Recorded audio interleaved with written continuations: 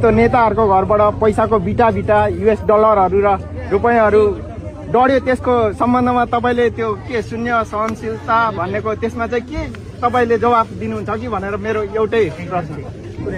धेरै कुरा चाहिँ कस्तो छ भने शेरबहादुरको घरबाट पैसा निस्किएको देखाएको थियो नि, त्यो अर्कै देशमा कहीँ कतैको के बनाएर त्यो AI भन्छ आजकल, त्यसले फोटाहरू बनाउँछ, त्यसले हाल्छ। अनि यस्तो भेटियो देखियो भनेर एउटा 1000को नोट यसो देखाउँदै हिँडेको चाहिँ मैले देखाएको थिएँ। यो जलेको नोट भेटियो। अब 1000को नोट जलेको त गरिबकोमा पनि यसो भेटिन सक्छ नि त घर जल्लाई। त्यस्तै 1000, 2000, 4000, 10,000 जल्नु त एउटा कुरा होला। नत्र भने त्यो जुन फोटो देखाइयो त्यो चाहिँ नकली फोटो हो। यस्ता नकली फोटाहरू खुब देखाउँछन्, प्रचार गर्ने, दुष्प्रचार गर्ने। यस्तो पछाडि धेरै भर पनि पर्नु हुँदैन। कुण्डली TV HD